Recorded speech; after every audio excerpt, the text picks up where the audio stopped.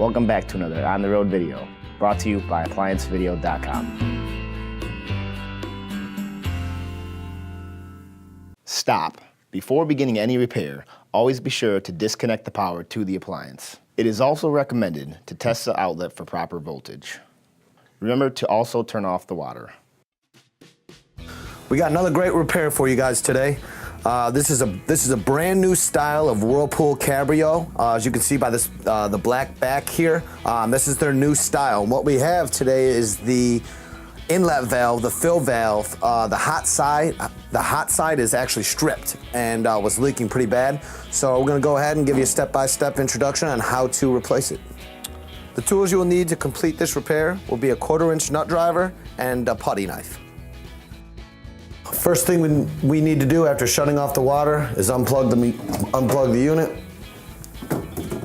After that, you'll have 2 screws on the back of the top panel. Use your putty knife and hit your clips in from each side, very similar to the old style. They're a little bit more difficult to get into, but if you go in from the sides, it does make things a little bit easier. Just gonna fold up. I do already have the back done.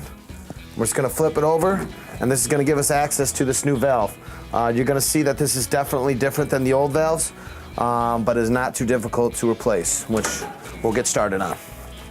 Okay, after removing your console, it's gonna give you access to the valve, which is here. First thing you wanna do is remove these 3 harnesses here.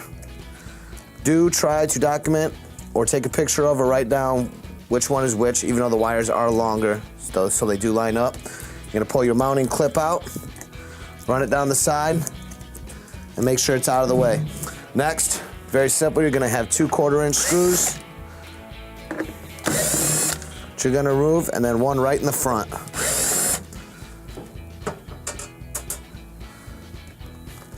That gives us access. Right in the middle, and you have 1 harness in the bottom. Remove that, try not to get it wet. And your old valve is removed. Here's our new valve. Make sure it's in good working condition.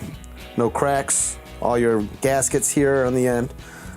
First things first, just plug your harness back in. It's very simple, just gonna plug in the same way you untook it. Now just make sure your wire's out of the way. When you plug them back in, there's 3 holes here. They all line up accordingly.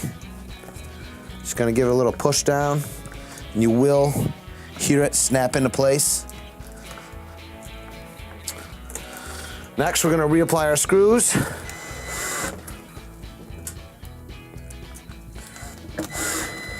Do not over tighten them.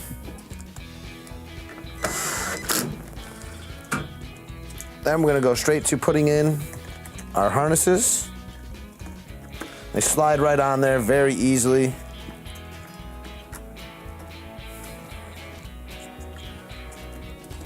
And then your retaining clip here. And then plug it right back into the control board. Very easy. All right, after that's done, your new valve is installed. You're gonna wanna reinstall the console, which we'll do now. All right, putting the console back in. Just gonna put the back hooks, hooks in here first. And then it's just gonna be a simple push down. You'll hear it snap right in. Nice and sturdy. Now when we put the backup panel in, it will snug it up and make sure it's not loose at all. Go ahead, I'm just gonna roll so you can describe what you're doing. Cool.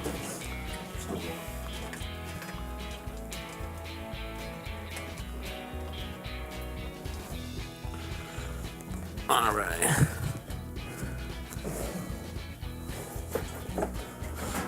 All right, make sure to put your back panel back on before you put your hoses on, or you'll have to just take it all back apart again.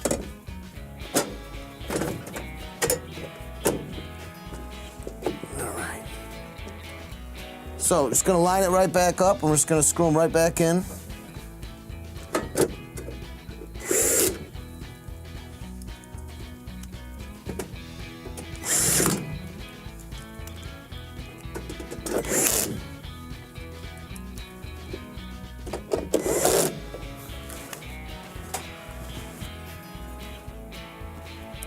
and finally, we're gonna put your cover on.